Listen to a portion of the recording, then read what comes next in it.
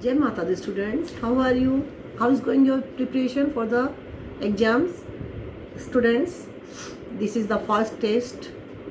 Okay, so we have to work hard, we have to prepare our, we have to preparations should be organized and perfect. Okay, so ये today हम क्या करेंगे, हमने सब पढ़ लिया, अब हम जो जो पढ़ लिया उसका हम वापस रिवीजन करेंगे। एक प्रैक्टिस शीट आपके हाथ में ऐसे आएगी जो कि आपको मिल गई होगी। ये प्रैक्टिस शीट के अंदर आप लोगों को क्या पूछा जाएगा, एक सीन पैसेज है, अनसीन पैसेज है, क्वेश्चन आंसर है और ग्रामर है।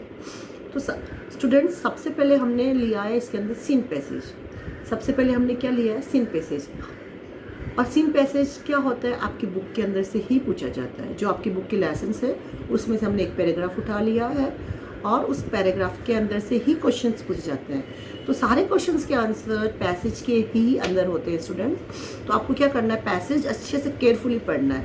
यदि आपने कैसे 1 टाइम 2 टाइम आप पैसेज पढ़िए और उसके बाद में जो क्वेश्चन पूछे गए हैं उसको आप बहुत फाइंड आउट कीजिए। A koala eats the leaves of eucalyptus trees. It eats the tender shoots that grow on the tips of branches. A koala has 2 sharp teeth in front of tearing leaves. It has flat teeth at the back for chewing the leaves. A koala comes down on the ground when it has moved to a new tree. A koala does something drink, but the leaves it provides most of the water it needs. The koala is a nocturnal animal. It is more active at night and during the day. A koala doesn't have home or a nest. It just wedges its body into the fork of a tree. It wraps its arms of legs around a branch, close its eyes to sleep. Students, इसके अंदर जो हमने lesson number 2 पढ़ा था koala, उसके बारे में पूछा है कि कोआला इज ए एनिमल, तो इट्स ए नाउन। अब कोआला क्या खा रहा है, यूकलिप्टस ट्रीज खाता है, कैसे खाता है और कितने शार्प टीथ कैसे हैं उसके शार्प, तो यहाँ पे शार्प क्या हो गया, एडजेक्टिव हो गया। ठीक है, टैरिंग आईएनजी लगा हुआ है, इट्स अ वर्ब। टीथ कैसे है, फ्लैट, टीथ कैसे है, फ्लैट, तो फ्लैट इज ईयर एडजेक्टिव। ठीक है, and koala comes down on the ground when it's move है new tree, new is also year adjective.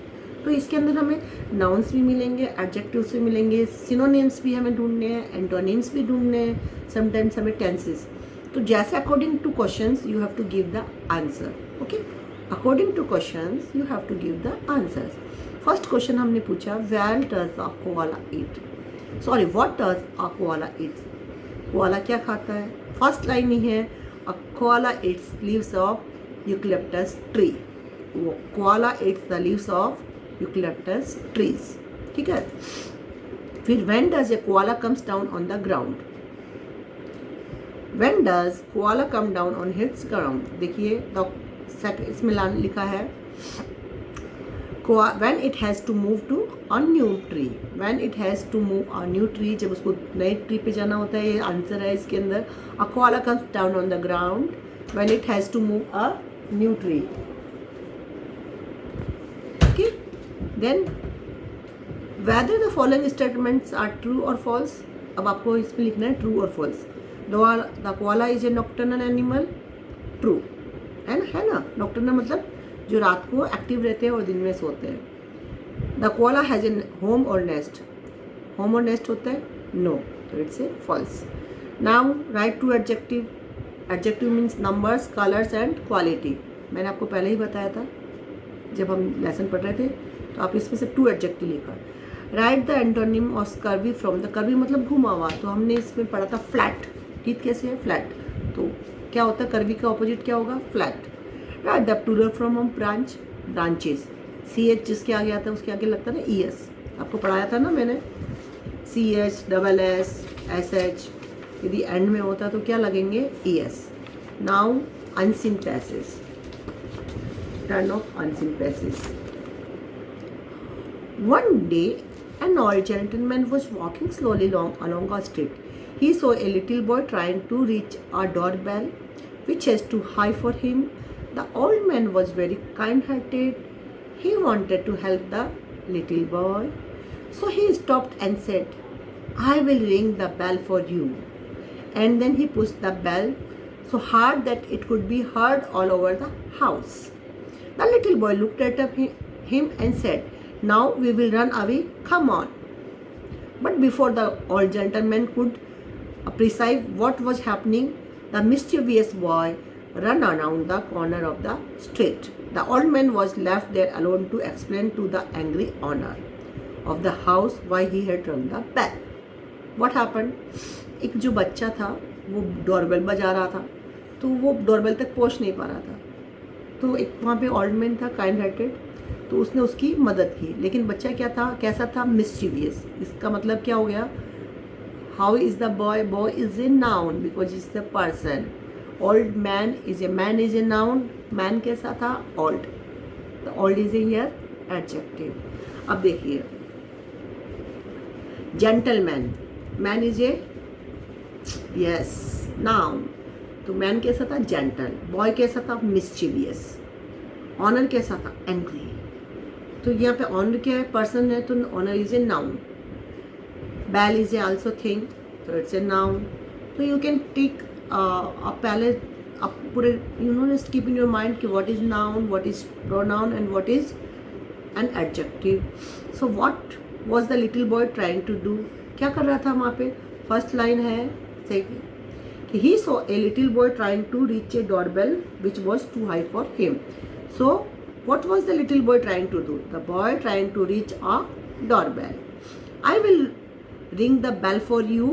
Who does the word you here refer to? I will ring the bell for you. यहाँ पे आएगा boy. You किसके लिए refer हुआ है, boy के लिए. How was the old man? The old man was kind hearted. How was the old man? देखिए लिखा हुआ है उसके अंदर, the old man was kind hearted. Write two adjectives. I told you adjectives क्या होते हैं, old and little. What is the past tense of live? It's a left. क्या है, left. What is the antonym of cruel? It's a kind. What is the antonym of cruel? It's a kind. तो आपको and you just all you find all the answer in your passage. Cruel का जो answer है kind, वो भी इसके अंदर आया, the old man was kind hearted. तो जो आपको पूछा गया है वो आपको मोस्टली पैसेज में मिल जाएगा. अब देखिए हम चलते हैं ग्रामर सेक्शन. ग्रामर सेक्शन में choose a suitable collective noun for each blank with the help of following words, है ना. मैंने आपको कलेक्टिव नाउन बोला, name for the group, it's called collective noun.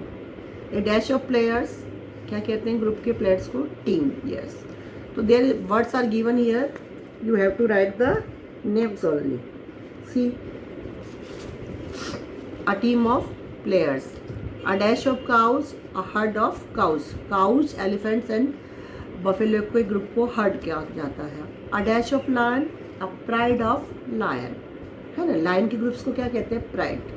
A dash of trees, a row of trees. Cluster of trees भी सही है, but यहाँ पे हेल्पिंग वर्क्स में लिखा हुआ है रो, तो you have to write the row answer, क्योंकि your help works is given here.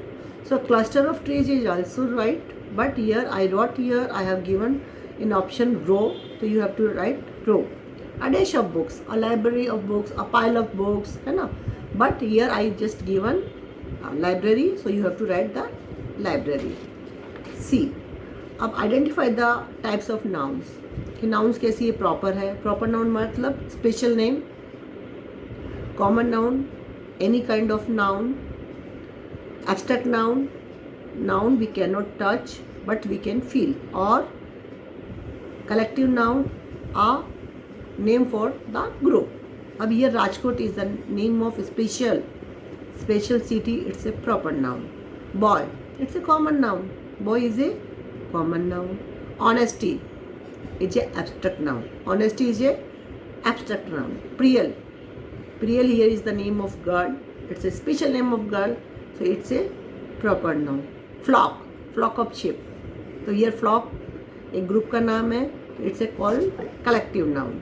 Table, it's a thing, it's a common noun. बहुत सारी tables होती है. Poverty is an abstract noun because we cannot see the poverty, है ना. हम महसूस कर सकते हैं गरीबी, लेकिन we can not see. Bunch, bunch is a collective noun, bunch is a collective noun. तो ये हो गया हमारा आज ग्रामर का सेक्शंस कंप्लीट। ठीक है, अब स्टोरी राइटिंग है। तो स्टोरी राइटिंग में मैंने आपको नेक्स्ट वीडियो में बताया था कि हमें स्टोरी कैसे याद करनी है, और स्टोरी में आउटलाइन दी होगी, तो उसकी हेल्प से आप थोड़ा आपको लर्न करनी है। ठीक है, और पैराग्राफ भी आपको सेम है, आपको लर्न करना पड़ेगा। जो आपकी ग्रामर एंड कंपोजिशन बुक है उसके पेज नंबर दिए हुए हैं, तो आपको उसमें से लर्न करना पड़ेगा। So I hope you will rock, you will work hard. और जो भी आपको समझ में नहीं आया, you can call me, practice set के लिए भी you can call. Okay, so till now, bye bye.